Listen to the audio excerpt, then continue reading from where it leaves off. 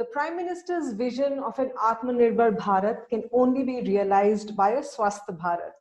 This requires many things, key among which are national effort between the government, the healthcare sector, and the corporates. It also needs critical health ecosystem enablers of data integration and standardization. With strengthening healthcare infrastructure and service delivery, technological empowerment and digitization will enable more effective and efficient use of existing facilities. Technology, therefore, has a major role in bridging gaps that exist in our healthcare system. But how do we balance leveraging technology with data privacy concerns in such an exposed cyber environment? People are largely unaware of health aspects per se. Why is the level of health awareness low in the Indian population? The answers may lie in low accent on education within the healthcare system and therefore low priority for health.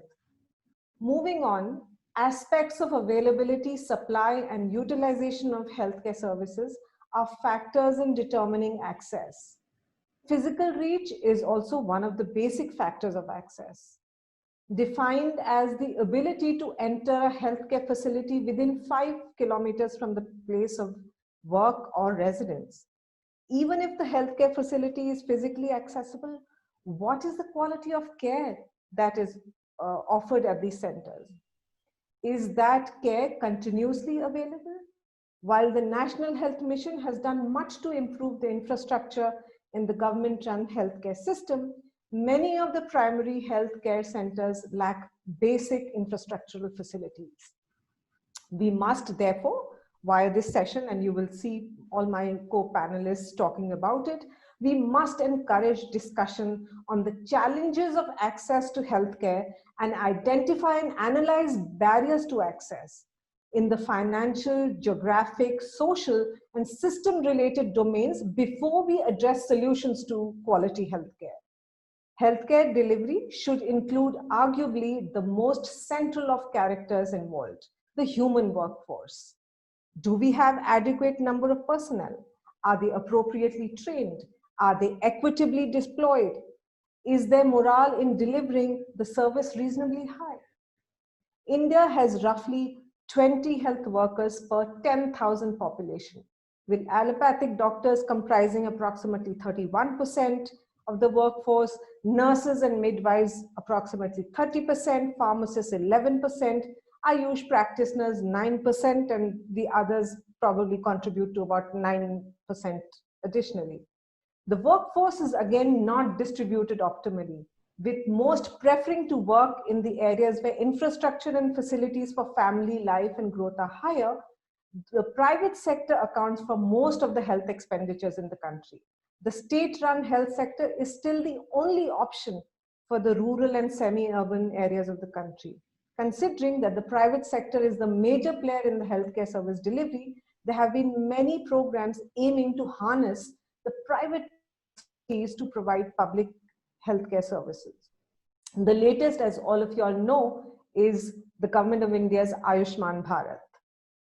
Yeah, so I think everyone spoke about how the COVID-19 has really impacted all of the areas, and I think there is a common perspective when we talk about COVID-19, and it has altered life as we knew it. I mean, we took so many things for granted, but we've come to realize over the past few months that life is definitely much more than just doing a normal stuff. And it is estimated that 150 million people are at the risk of falling into extreme poverty by the end of 2021. A number of people are actually, in terms of malnourishment and undernourishment, it will probably, unfortunately, increase by up to 132 million by the end of next year. There are four major things or four major challenges which has been a fallout of the impact of COVID-19, which is access to child and maternal health. Those services definitely have been hampered. We have such wonderful programs, as Dr. Dadeet said, under the Prime Minister's Fund and the Prime Minister's program and the general health coverage that we have in the country. But all of them, specifically, I'm talking about programs for expecting mothers and children, have been really, really affected, and they remain, the benefits to the direct beneficiary has remained low the past few months. Uh, there has been an decrease, rightly so, in the attendance of the outpatient patients, and people are not coming to hospitals, obviously, because they have been told not to, and there's a huge risk of about contracting COVID-19, and therefore definitely the general healthcare facilities at our partner hospitals have, and other hospitals have, really taken a decline. Most surgeries have been postponed, despite some surgeries which are the MENTS, which is the medically essential and essential time-sensitive surgeries. So certain surgeries can wait, but certain surgeries, if they are prolonged beyond a period of time, are, will have a huge impact on the person's quality of life, whether it's the functioning, or whether it's the way people, the entire psychological and the mental makeup of a person.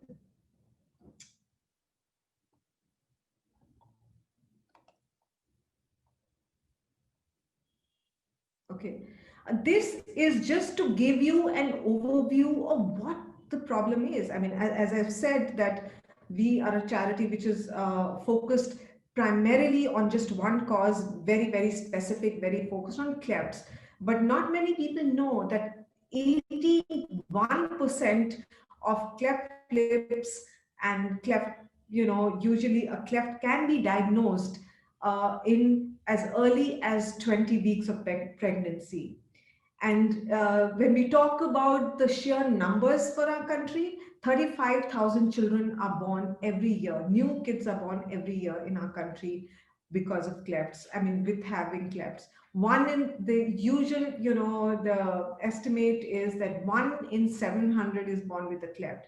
And I'm sure most of you know, that children born with clefts have a problem to eat, to basically breathe, and even the basic things that we as normal human beings take for granted, those basic functions are basically affected when a child is born with cleft.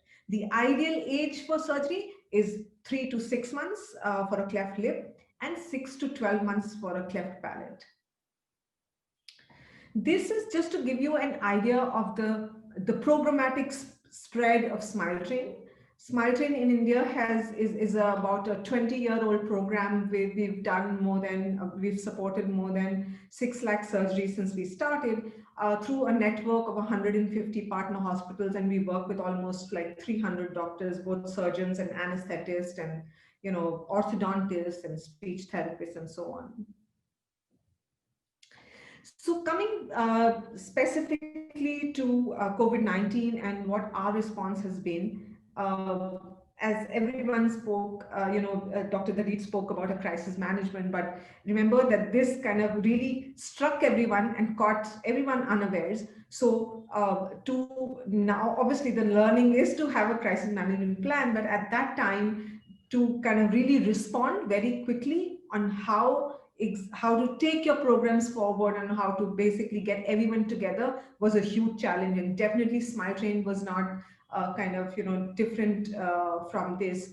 And what we basically did is, the kind of facilities or the kind of work that we do in person, we had to move most of it or some of it online and using technology. So yes, how most of our surgeries were suspended, as I said, but just to focus on other things, because Smile Train also sponsors training. So what we did was to started focusing more on training. We started holding webinars, we started holding learning opportunities, not only for the doctors, but also for the speech pathologists, for orthodontists, and for nutritionists. So we started doing those. We also supported some of our partner hospitals who were working despite the pandemic, because those areas were open, they were not that affected. and there were no lockdowns in those areas. Those areas were supposedly the green zones.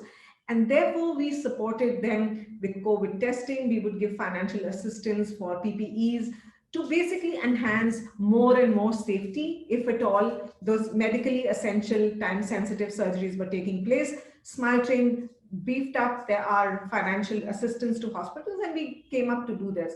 The other thing which is very heartening and which really worked very well is to establish or to enhance our cleft toll-free helpline. So this helpline would, usually when we have our office and when everything is fine, then it is basically stationed in the office. But how did we kind of, quickly respond to making this accessible to everybody? Because this was the time when people were not basically going in person to hospitals. So how could the parent or the poor child or somebody who really knew a cleft patient, how would people reach out to help to Smile Train for help? This was essential to basically build that and to have this in place. The others, as my panelists also spoke about, and Nidhi spoke about technology and how definitely stressing on the fact that technology should not replace that human element and both of them should work in tandem. Yes, definitely.